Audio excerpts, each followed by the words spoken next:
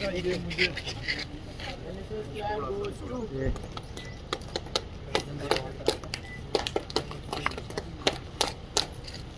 कहाँ के? हिमाचल के। देखो मैं भी हिमाचल प्रदेश की 5 जिलों से आए हैं। अच्छा, केवल हिमाचल के ही आए? जी सर।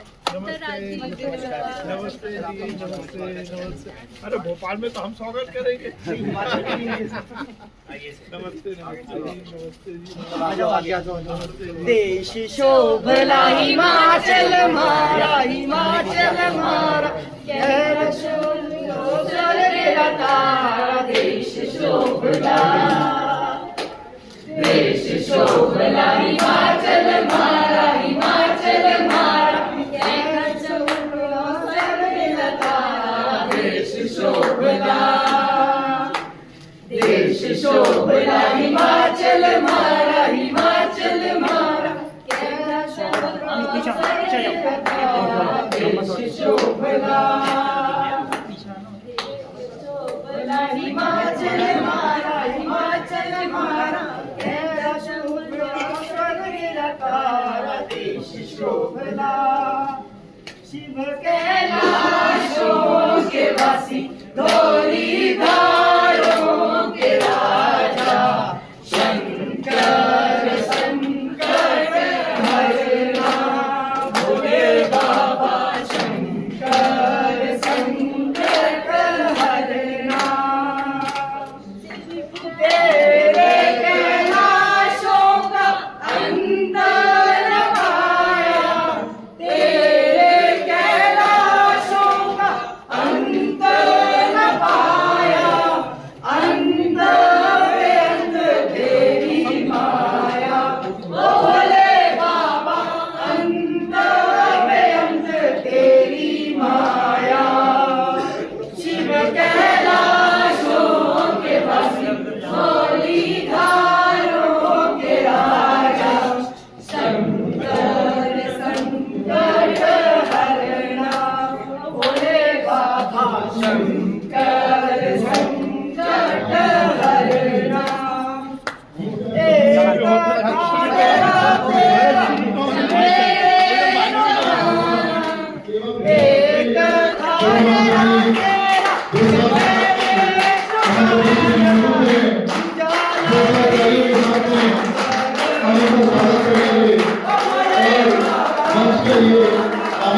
एक साथ ही हमारे बीच में राजगढ़ के विधायक भी हमारे बीच में मौजूद हैं।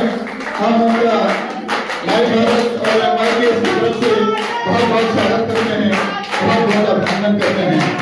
मैं हमारे अतिथि महोदय से अनुरोध करूंगा तो इस कार्यक्रम की शुरुआत दीप प्रज्वलन के साथ हमारे नेहरू युवा केंद्र संगठन के निदेशक महोदय, माननीय खेल मंत्री, खेल एवं युवक कल्याण मंत्री परम आदरणीय विश्वास सारंग जी, हमारे विधायक राजगढ़ स्वामी विवेकानंद जी के समक्ष दीप प्रज्वलन कर इस कार्यक्रम की विधिवत शुरुआत करेंगे।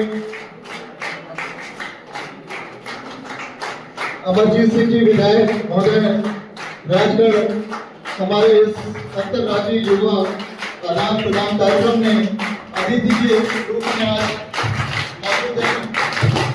हम माय भारत और एमआई के परिवार की तरफ से आपका बहुत बहुत स्वागत करते हैं, अभिनंदन करते हैं। साथियों, जैसा कि आप जानते हैं, यह जो अंतर्राज्यीय युवा आदान प्रदान कार्यक्रम है, हमारे देश के यशस्वी माननीय नरेंद्र मोदी जी का सपना है कि हमें ऐसे युवा बनाने हैं जो पूरे देश को सशक्त कर सकें, समृद्ध बना सकें, और इसी श्रृंखला में पूरे हिंदुस्तान के युवा अलग अलग राज्यों में अपनी कला, संस्कृति और परंपरा के सीखने के लिए इस तरह के 5 दिवसीय कार्यक्रम में प्रतिभागिता करते हैं और यहाँ के विषय में जानते हैं, यहाँ की संस्कृति, यहाँ की बोलचाल, यहाँ का भोजन यहाँ के पर्यटन स्थल और यहाँ के लोगों के बारे में ज्यादा जानकारी लेते हैं। यदि हम सब लोग नीचे बैठे और ऐसा एक व्रत बना लें तो ज्यादा अच्छा रहेगा।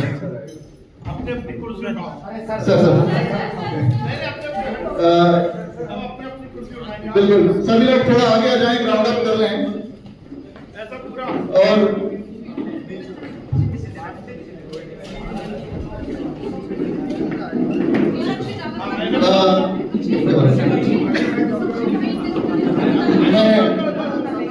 थोड़े से आगे आ जाए, बस बिल्कुल व्यवस्था खराब न करें हम लोग। बिल्कुल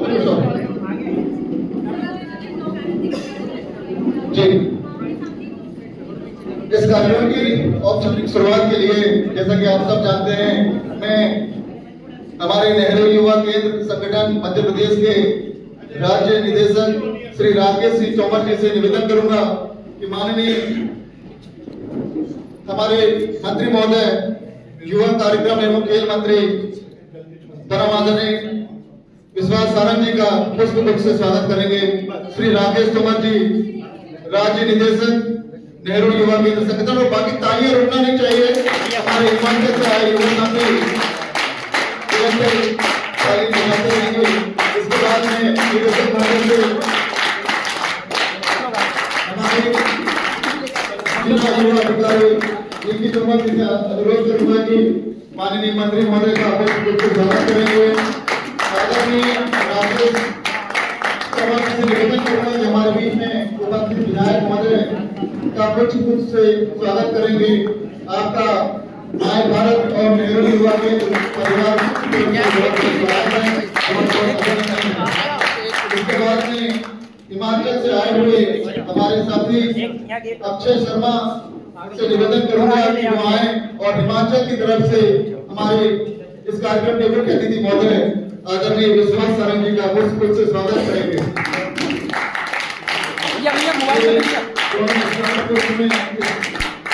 शामिल हुए हैं जी जी। इसके बाद मैं, जैसा कि समय अभाव है, इस कार्यक्रम पर संक्षिप्त प्रकाश और स्वागत उद्बोधन के लिए मैं हमारे नेहरू युवा केंद्र संगठन के राज्य निदेशक जी प्रवीण पाटिल जी हमारे बीच में उपस्थित हैं। मैं आदरणीय देशमुख जी से निवेदन करूंगा कि वो पुष्प से हमारे पाटिल जी का स्वागत करेंगे। और ताली, बाकी लोग युवा हमारे जो है वो ताली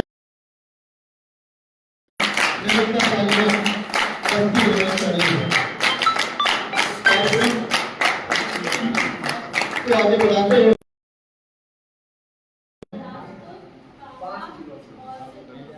तो पांचों जिलों से 5-5 युवा, हाँ, ये इस कार्यक्रम का हिस्सा है। तो मैं हमारे राज्य निदेशक श्री राकेश तोमर जी को संक्षिप्त में इस कार्यक्रम की पर प्रकाश डालें।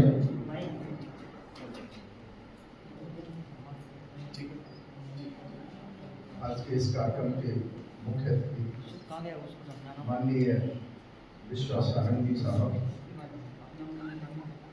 खेल मंत्री मध्य प्रदेश शासन,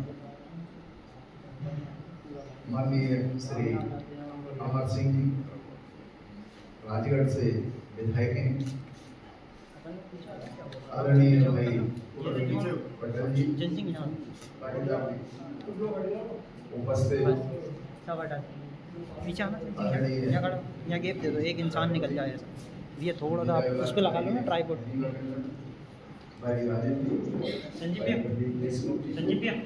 नौजवान साथियों, जैसा कि मैं बताना चाहता हूँ, ये शिविर यहाँ पर 9 तारीख से स्टार्ट होगा और 9 तारीख को इनका रजिस्ट्रेशन और इनके आगमन की जो भी कार्रवाई होती है वो पूरी के लिए किट डिस्ट्रीब्यूशन। इसके बाद फिर इनका लगातार 10 तारीख से और आज दिनांक तक इनके सेशन चले, जिन सेशनों में विभिन्न विभागों के विशेषज्ञ थे, उनके द्वारा बना करके इनका मार्गदर्शन कराया, प्रशिक्षण दिया गया। साथ ही इनका जो कार्यक्रम रूटीन का होता था, सांस्कृतिक कार्यक्रम है, 2 दिन की विजिट भी थी, जिसमें इनको काफ़ी ऐतिहासिक स्थल इनको घुमाए गए, जिनके माध्यम से बहुत कुछ सीखने को मिला है। मानी जी को ये भी बताना चाहते हैं कि inter state action youth program है, इसमें हम उनकी संस्कृति से अवगत होते हैं और वो हमारी संस्कृति से अवगत होते हैं। इस तरह से एकता का भाव कैसे हम लोगों के मन में पैदा हो, उस तरह का ये प्रशिक्षण दिया जाता है। और इस तरह से इन्होंने 5 दिन रहकर खाने की व्यवस्था, रहने की व्यवस्था, किट की व्यवस्था नहरी विभाग के द्वारा की गई है, जिसमें मेरे ख्याल से इनको कोई परेशानी नहीं हुई होगी और अच्छा से अच्छा देने का प्रयास किया गया है। ये किस तरह से, जैसे आप अभी देख रहे थे कि नाट्य प्रस्तुति कर रहे थे, ये वहाँ का फोक डांस है, कल्चरल है, और इसके माध्यम से जगह जगह को कहीं ना कहीं अपनी बात को कहने के लिए एक सरल तरीके से लोगों को समझाने के लिए इस नाट्य कल्चरल प्रोग्राम का उपयोग करते हैं। चाहे वो भक्ति से संबंधित हो, चाहे वो ज्ञान से संबंधित हो, इस तरह के कार्यक्रम जो आकर पर प्रदर्शित किए वो बहुत ही सराहनीय थे। शिविर में हो सकता है कुछ छोट-मोट कमी रही हो, वैसे मेरे ख्याल से कोई कमी रही नहीं है। निकी राठौर ने सारी व्यवस्था की है। तो ज़्यादा समय न लेते हुए इन सभी साथियों से भी हम सुनना चाहेंगे, जिसमें से 2-4 व्यक्ति अपनी अपनी बात रखेंगे। इन्हीं चंद शब्दों के साथ अपनी वाणी को मैं विराम देता हूँ।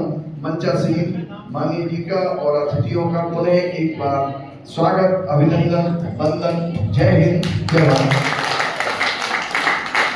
धन्यवाद।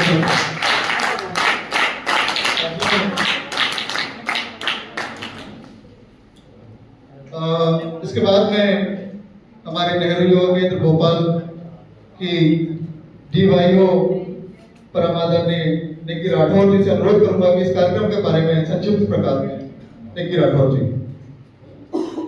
आप सभी को मेरा नमस्कार। मंचासीन सभी को मेरा नमस्कार। क्योंकि समय कम है, सर को बहुत जल्दी से निकलना है, इसीलिए सर हम बहुत तेजी से प्रोग्राम बढ़ा रहे हैं। मैं आपको 2 मिनट का एक बहुत ही संक्षिप्त ब्रीफ दे देती हूँ। जैसे कि सर ने बताया कि इस तरह के कार्यक्रम का उद्देश्य होता है कि दूसरे राज्य से हमारे यहाँ पे आकर ये बच्चे हमारी संस्कृति, हमारी जो धरोहरें हैं, वे साक्षात रूप से इन्हें देखें। और ऐसे ही दूसरे चरण में यहाँ से कुछ 27 युवा हिमाचल प्रदेश 24 फरवरी ऊना डिस्ट्रिक्ट में जाएंगे और वहाँ पे वे सेम ये करेंगे। सर हिमाचल प्रदेश से 5 जिलों से हमारे बीच बच्चे आए हैं: ऊना, हमीरपुर, बिलासपुर, नाहन, सिरमौर एवं धर्मशाला, कामरा। सर इनका हमने ASI के जो सुपरिटेंडिंग आर्कियोलॉजिस्ट हैं डॉक्टर मनोज कुर्मी जी, उनके द्वारा लेक्चर रखवाया था, जिन्होंने इन्हें यहाँ की जो वर्ल्ड हेरिटेज साइट है भीमबेटका के बारे में काफ़ी जानकारी दी। और सर आप जानकर बहुत खुश होंगे कि इनमें से अधिकांश बच्चे जो हैं Himachal Pradesh public service commission के एस्पिरेंट्स हैं। तो इनके जितने भी यूनेस्को वर्ल्ड हेरिटेज के डाउट्स थे उन्होंने उनसे क्लियर किए हैं। इनका एक जीवन कौशल और व्यक्तित्व विकास का भी लेक्चर हुआ है सर। इसके अलावा भोपाल शहर जैसे झीलों का शहर है, तो हमने इन्हें सर भोपाल की शान जो सबसे बड़ी लेक है हमारी भोजताल पर इनको बोटिंग कराई है। और ये लोग काफ़ी सरप्राइज थे कि कोई लेक इतनी लंबी और इतनी ज़्यादा भरी हुई भी हो सकती है, तो ये उस चीज़ से बेहद खुश हुए। यहाँ का जनजातीय संग्रहालय दिखाया जहाँ पर इन्हें बेहद मज़ा आया और ये काफ़ी रिलेट कर पाए सर। और वहाँ पे जितनी भी पुरानी चीज़ें हैं ये बता रहे थे सर कि इनके यहाँ आज भी उन चीज़ों का उपयोग किया जाता है। इन्होंने बहुत सारी चीज़ें वहाँ बताई थी कि गांव में आज भी वे चीज़ें यूज़ की जाती हैं। तो ये जो सीमा बाउंड्री है सर, ये सर मैप में है, दिल से देखेंगे तो कोई बाउंड्री नहीं है, क्या हिमाचल प्रदेश और क्या मध्य प्रदेश।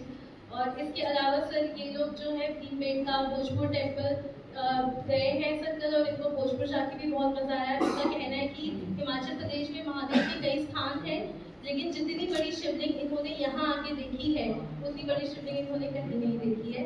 और इस तरह से सर इन्होंने जो सबसे इस प्रोग्राम की एक बहुत ही अच्छी चीज़ ये है कि संस्कृति एक्सचेंज के साथ साथ पाक कला का भी एक्सचेंज होना है। तो सर आप जानकर बेहद खुश होंगे कि भोपाल शहर में इस कार्यक्रम के माध्यम से हिमाचल का प्रसिद्ध सिड्डू व्यंजन इन्होंने यहाँ पकाया था इसी इंस्टीट्यूट के किचन में, और हम सबको उसका टेस्ट कराया जो कि बेहद ही लाजवाब और लजीज था। तो इस तरह से सर काफ़ी एक्सचेंज हुआ है। और मैं आपसे रिक्वेस्ट करूंगी कि आप अपना स्वागत उद्बोधन दें और आप इनका एक्सपीरियंस किसी भी एक बच्चे से सुन लें। सबसे पहले तो मैं आप सबसे बहुत नाराज हूँ। कौन सा व्यंजन पकाया था? उस दिन क्यों नहीं बुलाया? ये तो बड़ा गड़बड़ मामला है।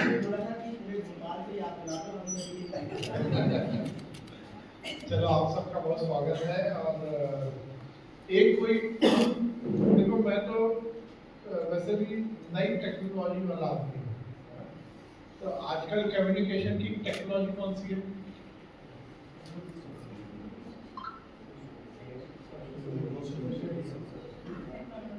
कम्युनिकेशन की क्या है? इससे पहले मोबाइल के पहले क्या आया था बताओ? टेलीफोन के बाद और मोबाइल के जस्ट पहले क्या आया था? पेजर, है ना? पेजर जानते हो? क्या होता था पेजर? कितने वे का कम्युनिकेशन था? मोबाइल क्या है? अपन 2 वे में बात करेंगे, भाषण नहीं दूंगा, बातचीत करूंगा, ठीक है ना? ठीक है। तो कोई एक बताए कि ये 5 दिनों में आज 5वां दिन है? You are living today? अच्छा, तो बताओ भाई, एक बताएगा कि क्या हुआ 5 दिन में, जैसे छोटा बताओ।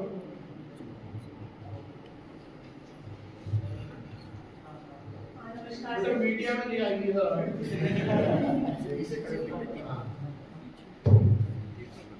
जहाँ हवाओं में खुशबू बहती है, जहाँ सादगी इंसानों में रहती है, जहाँ पहाड़ों से मिलने आते हैं बादल, वो स्वर्ग है हिमाचल, वो स्वर्ग है हिमाचल। नमस्कार आदरणीय श्रीमान Vishwas Sarang sir ji, state youth affairs and sports minister, respected state director Nehru Yuva Kendra Madhya Pradesh Rakesh Singh Tomar sir ji, district youth officer Nikki Rathore ma'am ji, विधायक Amar Singh ji, Praveen sir ji, delegates NYKS Renu ma'am, Sanjay sir, Arpit sir, Arjun sir और सभी हिमाचल प्रदेश के पार्टिसिपेंट्स को मैं मोनिका जिला कांगड़ा हिमाचल प्रदेश की तरफ से हार्दिक स्वागत व अभिनंदन करती हूँ। तो आइए मैं आप सभी को 4 दिन पहले की ओर ले चलती हूँ। 9 फरवरी 2025। सर इस दिन हम सभी लोग 10 बजे कैंपस में आ गए थे। उसके बाद हम सभी ने ब्रेकफास्ट किया। कैंपस मैम ने और सर ने हमें कैंपस विजिट करवाया सारा। लंच के बाद हमें रेस्ट दिया गया क्योंकि हम सभी इतने लॉन्ग टूर से आए थे तो हम थक गए थे। रेस्ट के बाद एक इंट्रोडक्शन सेशन रहा जिसमें सभी बच्चों ने मैम के साथ सर के साथ 2 वे कम्युनिकेशन किया और 500 दिन का शेड्यूल मैम के द्वारा हमें बताया गया। उसके बाद शाम को हम सभी ने नाटी प्रैक्टिस की। चाय पीने के बाद, खाना खाने के बाद हम सभी लोगों ने रेस्ट किया। सुबह से हम लोग उठे 5:30 बजे, जिसके बाद हमने प्रभात फेरी निकाली और बहुत सर सच्ची बताऊं तो शोर शराबा करते हुए हम सुबह प्रभात फेरी निकाली। उसके बाद हमने फिर वहाँ योगा किया, एक्सरसाइज की और उसके बाद हमें अक्षय भाई के द्वारा बहुत सारी गेम्स खिलाई गई। उसके बाद हम सभी लोगों ने ब्रेकफास्ट किया। ब्रेकफास्ट के बाद हम सभी लोग रेडी हो गए कॉन्फ्रेंस हॉल में, जिस दिन हमारा ओपनिंग सेरेमनी था। फिर डॉक्यूमेंटेशन के बाद डॉक्टर मनोज कुंडी सर जी का, जो कि सुपरिटेंडेंट आर्कियोलॉजिस्ट हैं, उन्होंने हमें भीमबेटका साइट के बारे में बहुत कुछ बताया कि वो उसका निर्माण कैसे हुआ, क्यों हुआ और भारत के लिए वो चीज़ कितनी इम्पोर्टेंट है। उसके बाद उस दिन chief guest Rakesh Singh Tomar sir ji आए थे, जो कि एनवाई के स्टेट डायरेक्टर हैं। सर ने हमें भोपाल के बारे में, भोपाल की प्रसिद्ध व्यंजन, भोपाल की प्रसिद्ध जगहों के बारे में बहुत सारी बातें बनाई और हमारे साथ वन-ऑन-वन कॉन्वर्सेशन की। उसके बाद श्री कृष्ण सिंह सूर्यवंशी सर जी आए, जो कि अध्यक्ष नगर निगम भोपाल से। सर के साथ हमारा बहुत अच्छा इंटरेक्टिव सेशन रहा। सर ने हिमाचल के बारे में हमसे बहुत बात पूछी, वहाँ के रिलीजियस प्लेसेस के बारे में पूछा और सर ने भी अपने भोपाल के बारे में सारी चीज़ें बताई, मध्य प्रदेश के बारे में बताया। उसके बाद सर लंच के बाद हमारा डलीमा मैम आई थी, जिन्होंने हमें लाइफ स्किल एजुकेशन और स्किल डेवलपमेंट, पर्सनैलिटी डेवलपमेंट के ऊपर बहुत सारी बातें बताई कि कैसे एक जो यूथ होता है वो अपने प्रदेश में ना रह के बाहर भी अपनी पर्सनैलिटी डेवलप कर सकता है, फिर वो चाहे घूमने के माध्यम से हो या खेल के माध्यम से हो। दिन तीसरा 11 फरवरी हम सभी लोगों ने ब्रेकफास्ट किया और हम सभी लोग बहुत अच्छे से तैयार होकर बस में बैठ गए। सबसे पहले हम लोग लक्ष्मी नारायण मंदिर गए और वो सर मंदिर इतना रिलीजियस था और इतना सुकून मिला मुझको पर्सनली हम सभी को। और उसके बाद सर हमें फिर शौर्य स्मारक ले जाया गया, जो हमारे शहीद हैं वो कैसे अपनी जान को न्यौछावर कर देते हैं हमारे देश के लिए। तो फिर वहाँ हमने सारी वो चीज़ें देखी। उसके बाद सर हमें ट्राइबल म्यूजियम ले जाया गया, वो सबसे अच्छी जगह थी जो मुझे पर्सनली पसंद आई, क्योंकि सर कैसे लोग अपनी पुरानी संस्कृति परंपराओं को धरोहर को छोड़ नहीं रहे हैं। मॉडर्न जमाने में भी हमें अपनी परंपराओं को साथ लेकर चलना चाहिए, वो हमें वहाँ से सीखने को मिला। उसके बाद सर हम भोजताल ले गए और इतना हम सभी लोग सरप्राइज हुए कि कैसे कोई मैन मेड लेक इतनी लंबी हो सकती है। और हमें थैंक यू करना चाहूँगी मैं NYK भोपाल का कि हमें बोटिंग करने का भी मौका मिला। उसके बाद हम सभी लोगों ने वहाँ पे नाटी भी प्रस्तुत की। हम यहाँ तो सिर्फ हिमाचल के लोग और मैम और सर ही होते हैं, लेकिन वहाँ इतना पूरा भोपाल आया हुआ था, टूरिस्ट आए हुए थे, तो उन्होंने इतना अप्रिशिएट किया हमारे नाटी को, तो वो बहुत अच्छी चीज़ लगी। सर चौथा दिन 22 फरवरी को हम सभी लोग सुबह योगा और एक्सरसाइज करने के बाद रेडी होकर हमने ब्रेकफास्ट किया। फिर हमसे यहाँ लोकल एक हनुमान मंदिर है, हम सभी लोग वहाँ गए। हम सभी लोगों ने वहाँ मिलकर लोकल लोगों के साथ हनुमान चालीसा पढ़ी, जो कि बहुत अच्छा है ना महसूस करवा रहा था हमें। उसके बाद हम भोजपुर टेम्पल गए और भोजपुर टेम्पल में सर सुना मैम ने और सर ने बताया कि पांडवों ने कैसे एक रात में वो मंदिर बनाया गया। और सर हिमाचल में शिव जी को बहुत मानते हैं और हम सभी लोगों ने जब वो शिवलिंग देखी तो जैसे मैम ने बताया वो इतनी बड़ी शिवलिंग थी, मतलब जहाँ तक नजरें जा रही थी वो शिवलिंग खत्म ही नहीं हो रही थी। वो मंदिर बहुत अच्छा। उसके बाद हम भीमबेटका साइड गए जहाँ हमें स्टोन पेंटिंग्स दिखाई गई। उसके बाद फिर स्ट्रीट फूड हमें खिलाया गया, हमने व्यंजनों को चखा यहाँ के भोपाल के। फिर उसके बाद हम लोगों ने डिनर किया और उसके बाद थोड़ा कल्चरल की प्रैक्टिस की। और आज 5वां दिन है 13 फरवरी। हम सभी लोग सुबह योगा और एक्सरसाइज करने के बाद हम सभी लोगों ने नाश्ता किया और हम लोग कॉन्फ्रेंस हॉल में आ गए। और फिर उसके बाद हम सभी लोग आपको बाहर लेने के लिए आए और अभी लाइटिंग प्रोग्राम हुआ और अभी हम आपके साथ बातें करते हैं। आज दिनों में सबसे कॉमन चीज क्या रही बताओ, जो मोनिका ने एकदम स्पेसिफिक बताया, नाश्ता।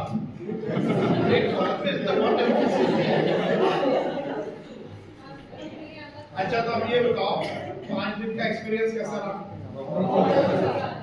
अच्छा ये बताओ कि ये पूरा जो प्रोग्राम है इसके पीछे का उद्देश्य क्या है? और टेक्निकल मत बोलना, मतलब ये बैनर पर पढ़ के या मुझे एकदम देसी लैंग्वेज में और एकदम प्रैक्टिकल बात, थ्योरेटिकल नहीं।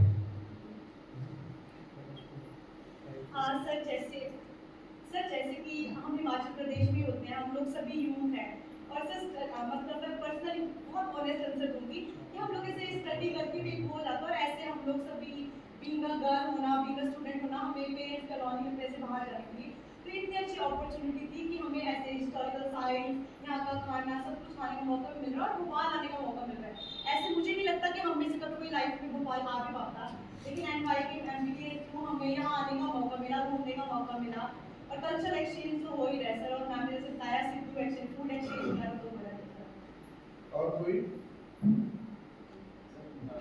जैसे सहजता पूर्वक हम बोलेंगे, एडवांसमेंट आपने बताया कि एडवांसमेंट आती जा रही है, तो उसके साथ साथ जो हमारा कल्चर है, जो हेरिटेज है, उसकी तरफ ध्यान लोग जो हमारे यूथ है वो कम होता जा रहा है। तो मेरे हिसाब से ऐसे प्रोग्राम के थ्रू जो हमारे देश की अनेक अलग भिन्नता है उसमें ही एकता है, तो उस एकता को और एकजुट करने में और उसी कल्चर, उसी हेरिटेज को और बढ़ाने में सर जो मेरे हिसाब से ये एक्सचेंज प्रोग्राम बहुत ज़्यादा हेल्प करेगा सर। और अगर जैसे हमें अभी भोपाल के बारे में पता चला सर, अब हम हिमाचल में जाके भोपाल के बारे में मतलब ये होगा, मगर तो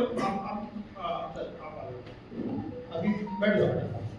अभी ये मतलब मोनिका ने और आपको शिवांश ने क्या बताया, बेसिक बात ये है कि ये देश क्या है, कश्मीर से लेकर कर्नाटक से लेकर उत्तर से लेकर दक्षिण, पूरब से लेकर, है ना, ये देश है ऐसा ऐसा कुछ करके, है ना, बना सकते हैं। मतलब यह है कि हम चाहे हिमाचल में रहें, चाहे मध्य प्रदेश में रहें, चाहे उत्तर प्रदेश में रहें या झारखंड में रहें, ये देश एक है और ये देश हमारा है। भौगोलिक स्थिति अलग है, प्रदेश अलग हो सकता है।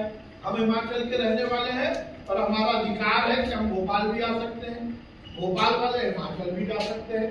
तो मतलब जैसे आपने बोला कि अनेकता में एकता का ये देश है ना, भौगोलिक स्थिति से हम अलग अलग राज्यों में होंगे, है ना, पर हम सबसे महत्वपूर्ण बात है कि ये मैसेज देना कि ये देश एक है। हमारी संस्कृति हो सकता है रहन सहन के कारण अलग अलग हो, संस्कृति अलग नहीं है। बाय एंड लार्ज क्या है, भोलेनाथ वहां भी है तो भोलेनाथ यहाँ भी है, हनुमान जी वहां है तो यहाँ भी है, टोपी वहां है तो है ना। कहने का तात्पर्य है कि सामाजिक, राजनीतिक, आर्थिक और भौगोलिक स्थिति के कारण हो सकता है थोड़ा बहुत हमारी रहन सहन में अंतर होगा, पर बाय एंड लार्ज हम सब एक हैं, हिंदुस्तान। पहली बात चलिए बताइए। चलो अब ये बता दो, दूसरा क्वेश्चन कोई देखना है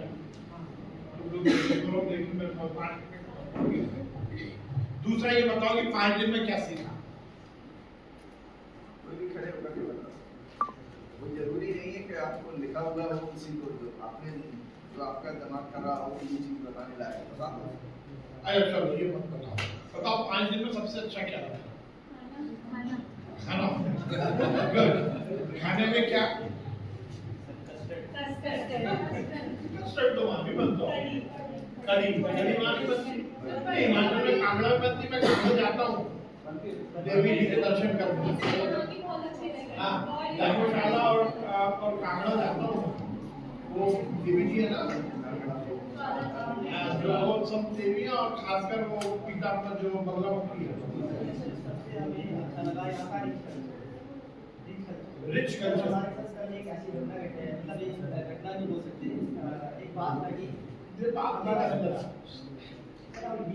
विवेका में गए थे, वहाँ पे सर एक लड़की का हमारी एक का फोन वहाँ पे गिर गया।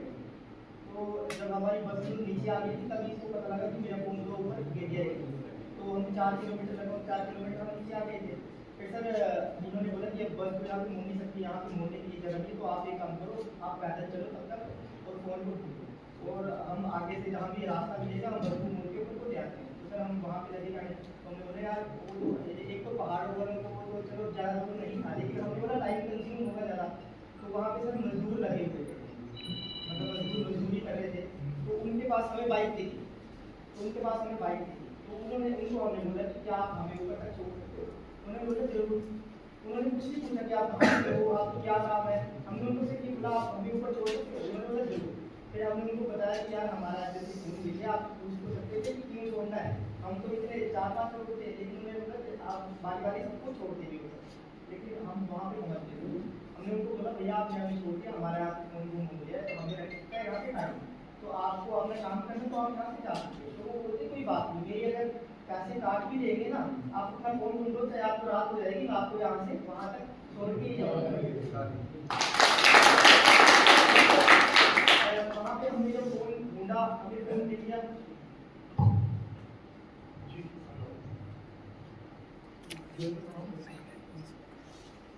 हेलो जी, वेलकम प्रणाम। हेलो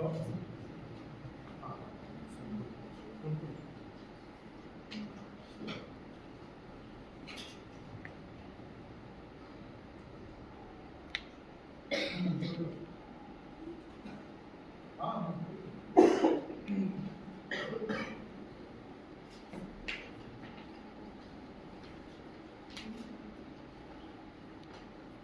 जी, वेलकम प्रणाम।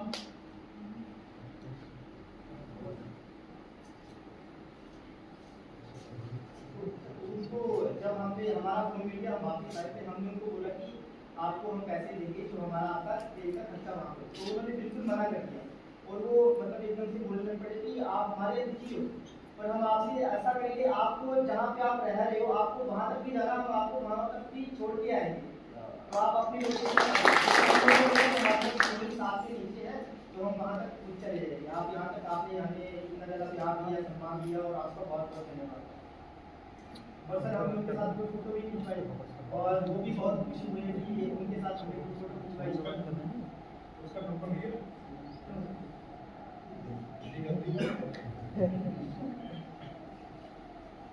जी भाई साहब प्रणाम जी सब ध्यान रखा करो, हम जो बात कर रहे हैं वो उनको बोल रहे हैं। और कोई स्पेशल बात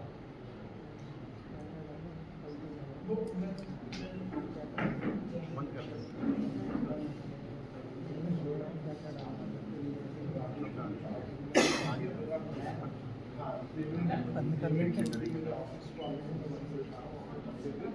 और ये सब की व्यवस्था होगी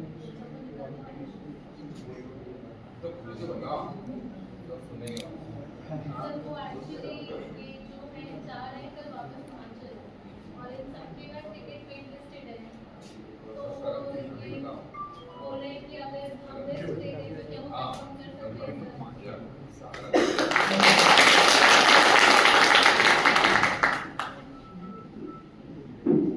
रिकॉर्ड करना, टिकट का बोले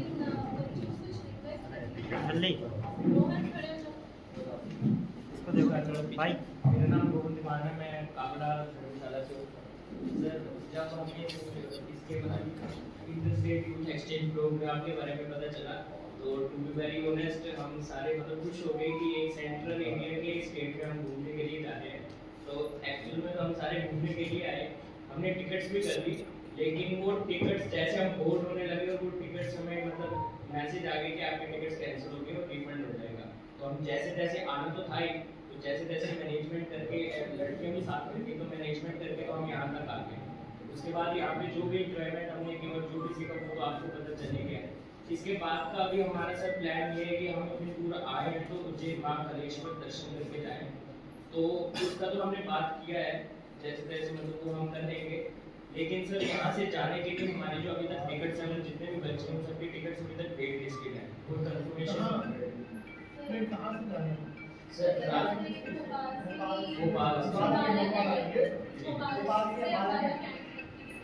नहीं अभी जेल से वापस आएंगे जी सर। कब की थी सर उन्होंने जरा विनोद कहाँ से DRM से बात करके कौन सी ट्रेन है हाँ तो DRM से बात करके सब कंफर्म करा देंगे, मतलब जितना मैक्सिमम कोटा होगा पूरा अब ये हिंदुस्तान में यही तो एक लोचा है, क्या होता है कि जहाँ नेता देखा डिमांड आ जाती है।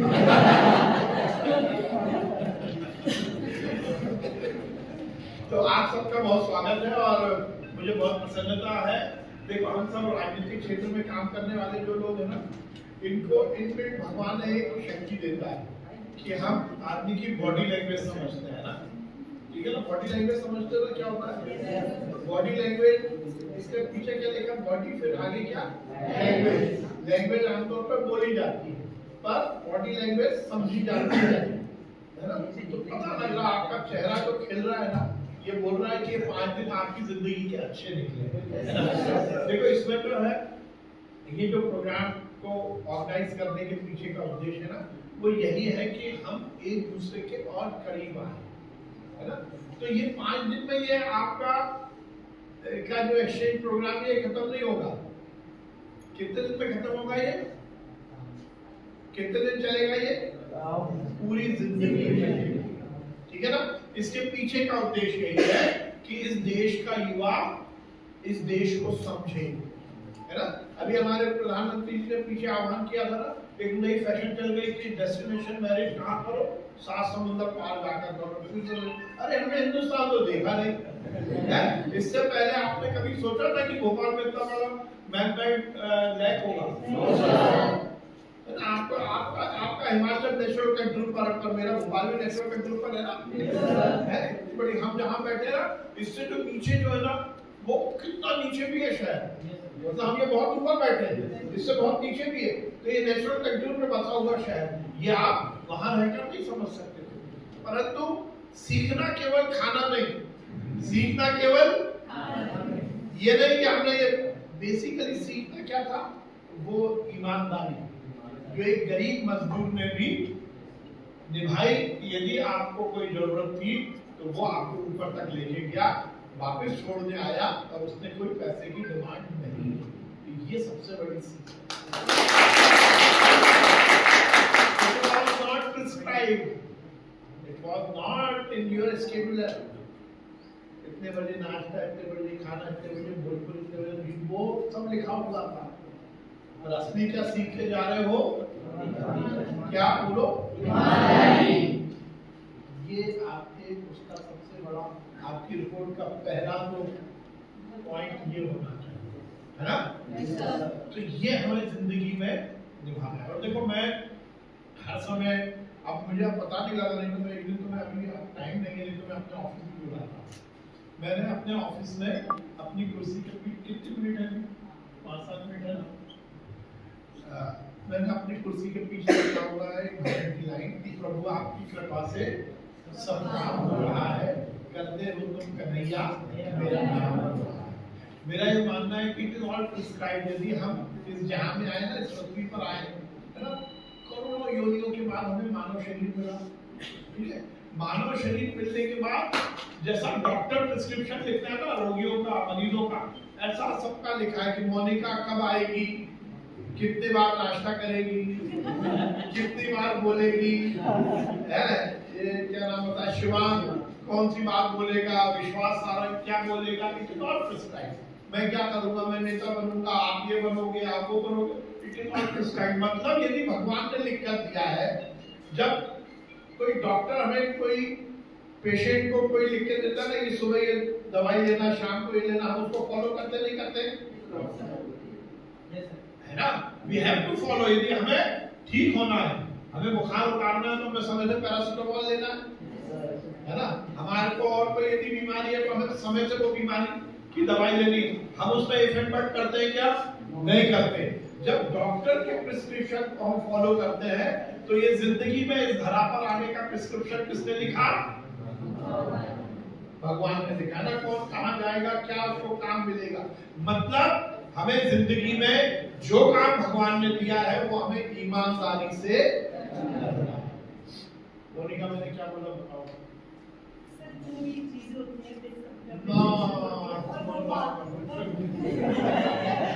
मैं तुम्हारी बात बिना बात है ना। तो मतलब सबसे पहली बात यह है कि जिंदगी में हमें जो काम मिला है हमें पूरी ईमानदारी से करना है। और किसके लिए करना है?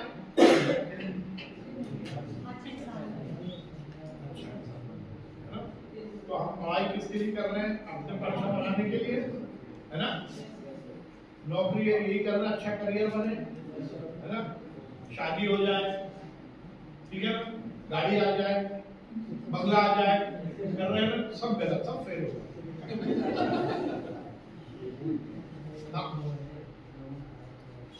पढ़ाई के लिए, अपने लिए पढ़ाई नहीं, ये मैं दर्शन की बात नहीं कर रहा। नौकरी अपने लिए नहीं,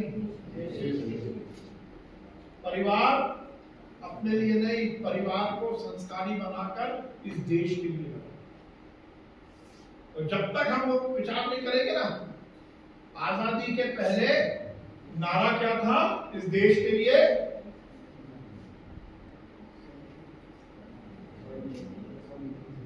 मरना होगा, यही था ना नारा। हमारे क्रांतिकारी बोलते थे ना, इस देश के लिए मरना होगा, आजादी के लिए मरना होगा। अब नारा बदल गया है। नारा क्या हो गया? इस देश के लिए ये मोहल्ला वाले बोल रहे, इस देश के लिए जीना होगा, है ना।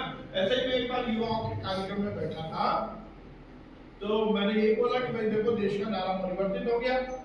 पहले देश के लिए मरना था, देश के लिए जीना होगा। तो एकदम से एक युवा थोड़ा शरारती था, उसने एकदम खड़े होकर बोला कि साहब हम जीना तो चाहते, बताइए जिए कैसे। तो मुझे लगा बड़ा मौजूद क्वेश्चन है, सही बात है।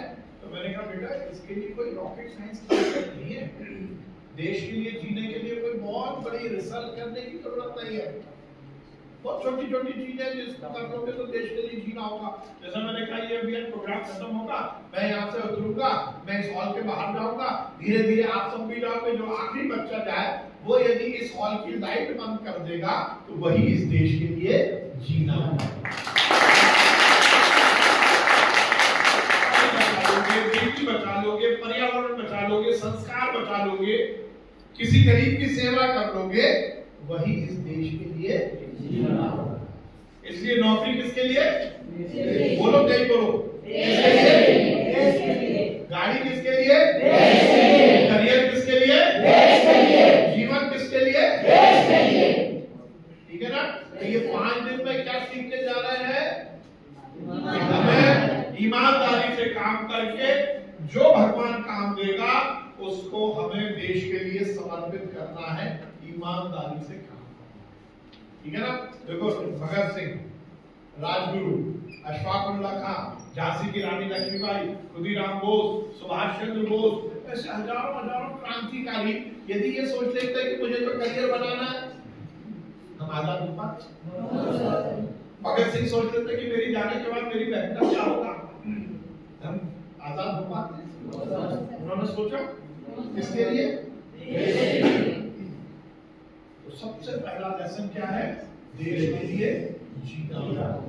मैं अपने बच्चे का एडमिशन कराने के बिल्कुल रियल बात बता रहा हूँ।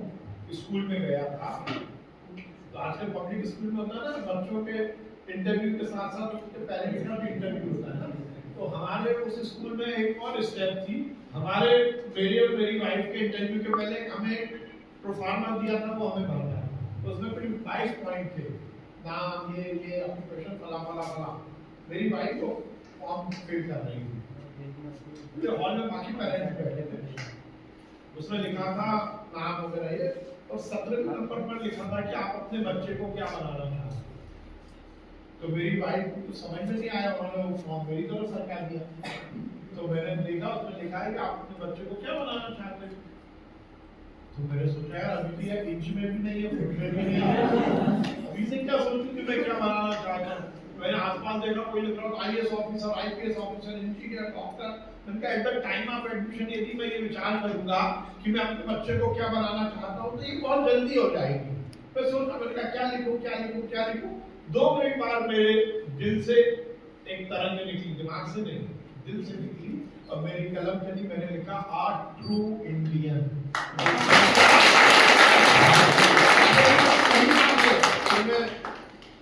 ऐसे नहीं बोल रहा, आप जाओगे मैं स्कूल का पता बताऊंगा, वहां जाके उस रिकॉर्ड में देखो मैंने लिखा आ ट्रू इंडियन। मुझे लगा मेरा बच्चा है, डॉक्टर बने ना बने, इंजीनियर बने ना बने, उसको इस देश का अच्छा और सच्चा नागरिक बनना।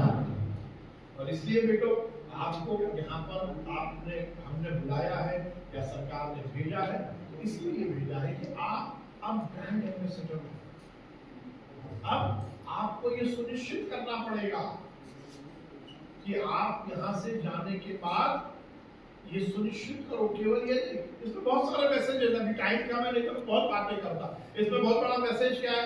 एक दूसरे के साथ रहना, सहभागिता, एक दूसरे को शेयर करना, एक दूसरे के सुख और दुख को जानना, एक दूसरे को एडजस्ट करना, स्पेस देना, ये बहुत बड़ी बात है ना। दूसरी बात, जैसे बेटी ने बोला ना भैया, ये विवेकानंद ने सबसे पहले बोला था ये देश हमारी संस्कृति में ही है। तो ये माना गया कि ये तो जादू टोने वाला देश का आदमी है, झूला पहना हुआ है, ये क्या जानेगा। उनको सब्जेक्ट भी क्या दिया कि 0 पर बोलिए। लोगों को लगा पश्चिम के देश वालों को कि ये तो क्या हिंदुस्तान वाला क्या 0 पे बोलेगा, और उनको बहुत छोटा सा समझ लिया कि 2 मिनट में खत्म करो। He was taken for granted। उनको लगा यार कुछ तो भी। और जब विवेकानंद खड़े हुए मंच पर, उन्होंने सबसे पहला सेंटेंस क्या बोला? My dear sisters and brothers। बोलते 5-10 मिनट तक ताली बजती हो। उससे पहले की दुनिया मानती नहीं थी कि सगे भाई बहन के बाप के अलावा भी हमारा कोई भाई बहन। ये संस्कृति इस देश की।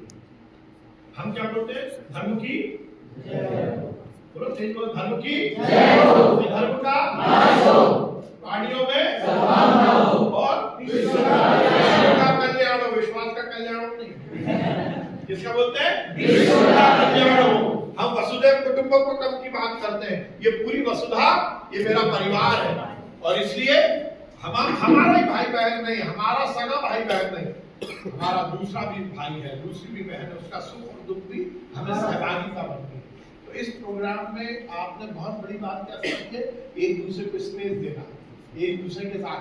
बहुत सारी बेटियों ने एक रूम में 2 बेटियां रही होंगी, एक रूम में 2 बेटे रहे होंगे या डॉर्मेट्री में, तो ये कहाँ होता है ना? टॉयलेट को शेयर करना, स्पेस देना, कोई और गया है तो हमने वेट किया, है ना? कुछ चीज कम हो गई हो, किसी की क्रीम, किसी का पेस्ट, किसी ये सब सीखिए। It is all learning. आप समाज के आगे समाज में जाने वाले हो। मोबाइल गिर गया तो गिरा एक का था पर 5 पे हो गए। इससे पहले एक दूसरे को नहीं जानते हो, है ना? ये सब चीजें सीखी है, देश को सीखा, देश को समझा, देश की भौगोलिक स्थिति समझी, लोगों की लैंग्वेज समझी। अब मैं इसमें तो बहुत सारे शब्द ऐसे बोल रहा हूँ जो आपको शायद पहली बार समझ होगी, आप सीखोगे। तो कहने का तात्पर्य है कि ये प्रोग्राम आपको सिखाने का प्रोग्राम है और सिखाने के साथ साथ आत्मसात करने का प्रोग्राम है। केवल ये 5 दिन इसलिए नहीं, 5 दिन जिंदगी भर याद रखो। और आपकी सक्सेस, इस प्रोग्राम की सक्सेस जब होगी कि आप इसको आगे आगे बढ़ाओ। मालूम ना पैसा कैसे बढ़ता है? जमा करते, हम जमा करते हैं ना, बैंक में डालते हैं, डिपॉजिट करते हैं, तो पैसा जमा करने से बढ़ता है और ज्ञान बांटने से बढ़ता है। तो ये जो ज्ञान आया है ना, इसको बांटो, ये देश के लिए जियो। सुनिश्चित करो कि मेरे रहते हुए मैं देश के लिए काम करूंगा। मैंने जो पढ़ लिया है, मैं बोलूंगा तो देश के लिए, जगूंगा तो देश के लिए, खाऊंगा तो देश के लिए, जीऊंगा तो देश के लिए, आगे यदि अपना करियर बनाऊंगा तो देश के लिए। और ये सुनिश्चित करूंगा कि मेरे माध्यम से इस देश को मैं कुछ दे पाऊं। जिंदगी में 2 लोगों को भी खड़ा कर दिया ना तो तुम्हारी जिंदगी सफल है। सुबह लोग उठते हैं, नाश्ता करते हैं, भोजन करते हैं, नौकरी जाते हैं, सो जाते हैं, खत्म जिंदगी। ऐसे तो कीड़े मकोड़े भी कर रहे हैं। पर यदि मैं इस जहां पे आया हूं तो मुझे कुछ ना कुछ करना है। किसी ने कहा है जिंदगी आग पे चलने की कहानी है, जिंदगी आग पे चलने की कहानी है, जिंदगी मौत की भूली हुई निशानी है। अपने मतलब को तो सब जीते हैं, सब मरते हैं, खुद को औरों पे मिटा दे वो जिंदगी। केवल अपने लिए नहीं, केवल अपने परिवार के लिए नहीं, बल्कि समाज, इस राष्ट्र के लिए जियो और अपने जीवन को सार्थक करो। मैं आप सबका बहुत अभिनंदन करता हूँ, परमपिता परमेश्वर से कामना करता हूँ कि आप सफल रहो, आगे बढ़ो और इस देश के लिए कुछ करो। बहुत बहुत धन्यवाद। माननीय अतिथि, बस कोई नहीं बेटा, इससे भी इम्पोर्टेंट है कि आपको जो प्रमाण पत्र मिले वो आदरणीय के हाथों से मिल जाए, वो ज्यादा यादगार है। जी नहीं, 5 से सॉरी, जिले का एक पकड़ेंगे। मैं सबसे पहले हमारे जो प्रतिभागी हैं उनको, चूंकि ये बड़ा यादगार पल है आज का और इस पल को और स्मरणीय बनाने के लिए मैं ऊना के प्रतिभागी आगे आ जाए और हमारे अतिथि आगे आ जाए। आदरणीय